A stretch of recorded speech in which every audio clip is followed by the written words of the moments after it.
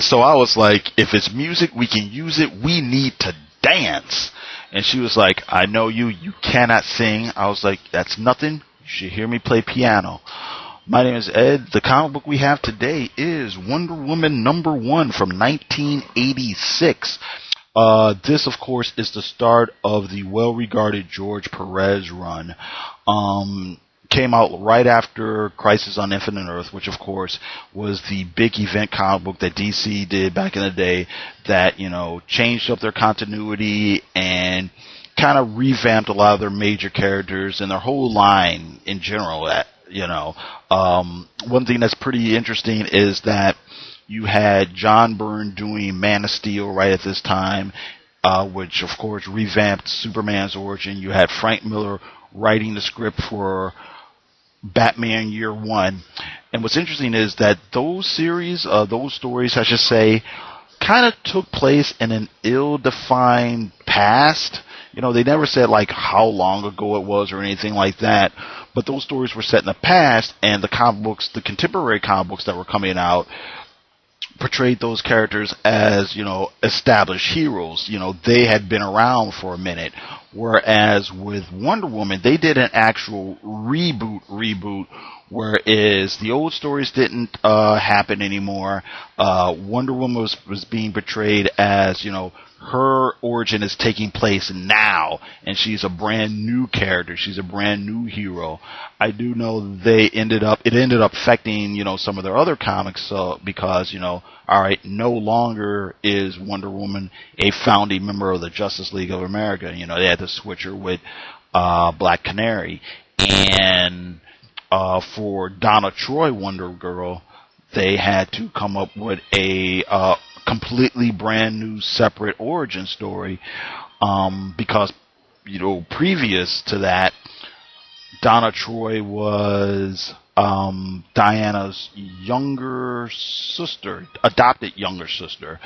And matter of fact, if somebody else can help me out of this, somebody who knows DC Comics a little bit better than I do can help me, but I believe like in the early 60s they used to do Wonder Girl stories, but Wonder Girl was actually Diana as a teenager, the same way that Superboy was Superman as a teenager, but they decided they were going to do a Teen Titans ongoing, and they put Wonder Girl in there, and I think they had to rethink it, and it was like, oh, wait a minute, does it make sense to have this character as a teenager in this one comic book that's taking place in the present, while at the same time having her as an adult over in the Justice League that's taking place in the present?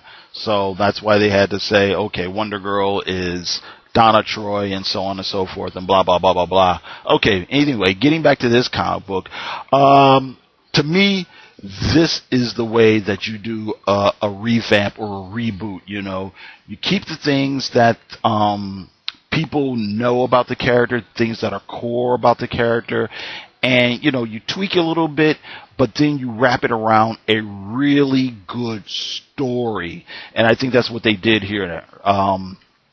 And one thing I do know, they really brought in the whole idea of Wonder Woman's connection to Greek myth and so on and so forth. And they played it up a little bit more than it had been used in the past, but it gave a really interesting, I think, background to the character and actually made it really unique. In the editorial that's in the first issue that I have here, George Perez talks about how, they didn't want this character to just be, female Superman or whatever, and they felt that this is one of the things that did make the character unique or whatever. Another interesting thing, though,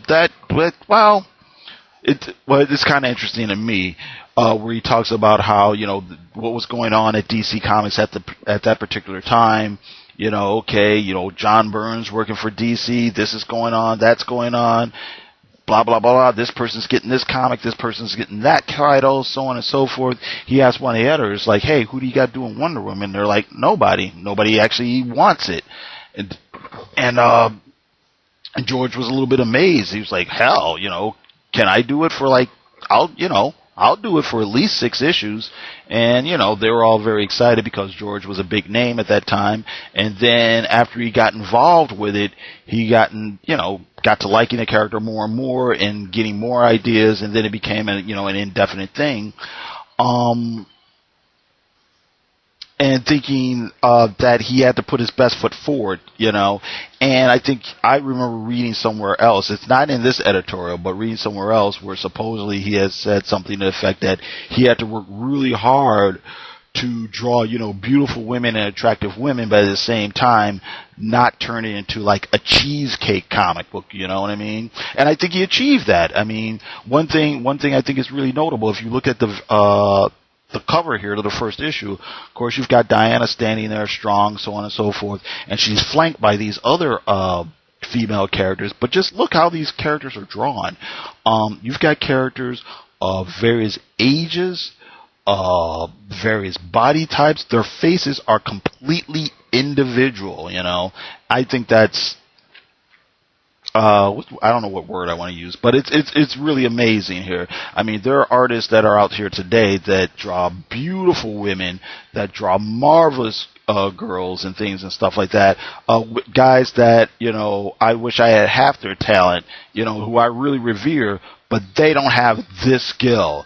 They don't have the skill to make people look individual, make women no less look individual, showing them chest up. It's obvious that they have different body types, they're of different ages, and so on and so forth. I mean, that is a skill that I think George has, and you know, he's paralleled by, I don't know, he's paralleled by no one in today's like industry, you know what I mean? I'm not putting anybody down or anything like that, but you know, George is the guy. George is the man when it comes to stuff like that. George Perez is the type of guy, you tell him, okay, I want you to draw 5 blonde-haired girls standing in front of a big wall in the garden out back, next to him is a tree, and so on and so forth, okay? George will go down there, he will draw every leaf on that tree, every brick on that brick wall, and every one of those women will be wearing the exact same clothes, and they will look completely different. You will get 5 completely individual-looking women, even though they're wearing the same things with the same hairdos.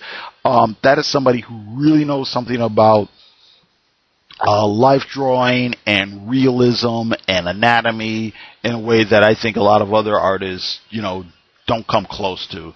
That's another thing about the art. The art is really great. It's really lovely. It's really nice to look at. Completely, you know, heavily detailed, which is something that George is known for. And if you look at the page layouts and the panel layouts and the storytelling and stuff, it's the sort of thing you don't see as much of these days. I mean, George is throwing in there like 10 pounds per page, you know, and the storytelling is not the sort of, I don't know what I want to say, you know, maybe slow down storytelling where some artists will draw, okay, here's a hand grabbing a doorknob, and one panel will be a sliver of, here's the hand. Then the next panel will be the hand moving a little bit closer. Next panel is the hand moving closer. And then the 5th panel is the hand grabbing the doorknob or whatever. I mean, George has done that, and he does do that, but that's not what you get here. You don't get that repeated over and over and over. I mean, you get establishing shots, you get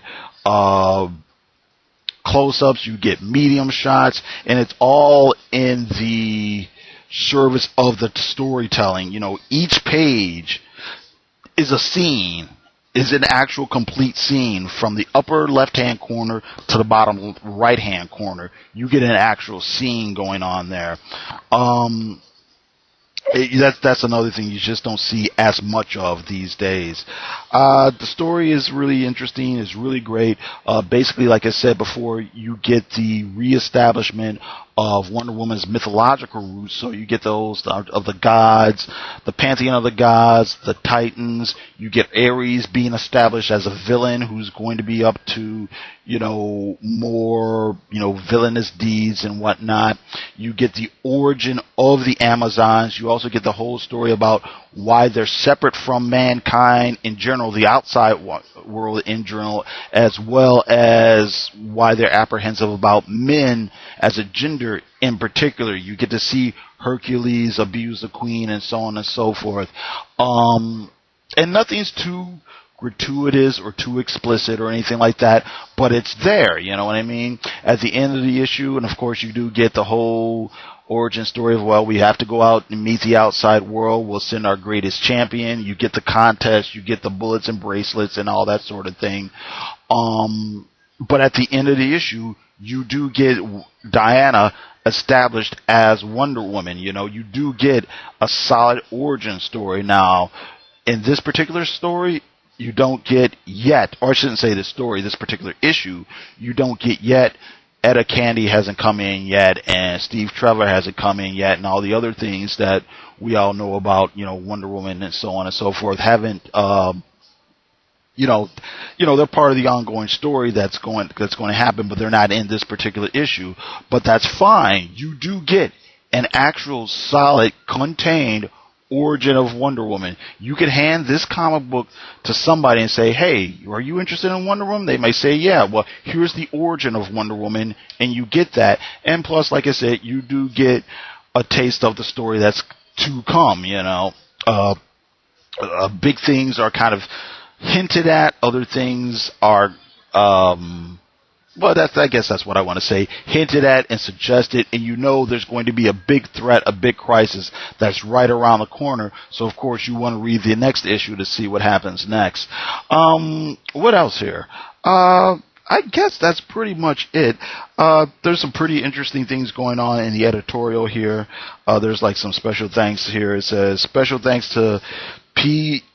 John Palmer for research material and insight into the Amazon myth, to Gloria Steinem and Jeanette Kahn for feminist perspective that helps direct this series, to Marv Wolfman for support, friendship, and getting me hooked on Greek mythology in the first place, and to Michael Margot for the invaluable loan of his encyclopedia, and of course Earl John Byrne. I mean, that's another thing that I think is real interesting, because sometimes you hear people say stuff like, oh yeah, that Wonder Woman, she's a man-hater, and it's like, oh yeah, she's a feminazi, and whenever I see stuff like that on the internet, I think, you know, come on. If you say that you've never read even one issue of Wonder Woman ever, this particular issue, if you read the credits, there's, let's see here, there's Greg Potter on script, George Perez, plot and pencils, George Patterson inks, John Costanza letters, Tajana Woods colors, and Karen Berger editor. Oh, Karen Berger. Well, maybe we'll talk about that later.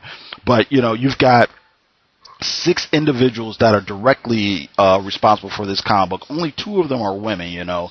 And in the history of Wonder Woman, and I'm not that big, I'm probably going to say something that embarrasses myself, you know. I mean, I don't know the extensive history of Wonder Woman, but I do know, you know, over like 70-something years, the majority of people who've done Wonder Woman comics have probably been men, you know what I mean? So I just think it's really interesting when you hear these kind of weird, dismissive things about the character, about how the character's a man-hater and blah, blah, blah, blah, blah, you know. I mean, the majority of the people who are women that have worked on the character, you know, have come, you know, within the last, whatever, several years or whatever. But anyway, I'm babbling about stuff. But I think that's pretty much it. It's really good. It's really interesting. Of course, you can get it in the Gods and Mortals trade, you know, which of course I would recommend. But hey, if you go to your local comic book store or want to order it online, you know, you can probably find this first issue not extremely expensive, that's what I want to say. And my copy here, which is pretty funny here, there's actually, in where the barcode would normally go, this looks like this is probably a direct market edition. It actually has an ad for the Watchmen. It says, who watches the Watchmen? So I just think that's kind of interesting too, just from like a historical perspective. Okay, that's it. I got to thank you very much for listening. Thanks a lot. Open your heart to me, darling. I hold a lock and you hold a key.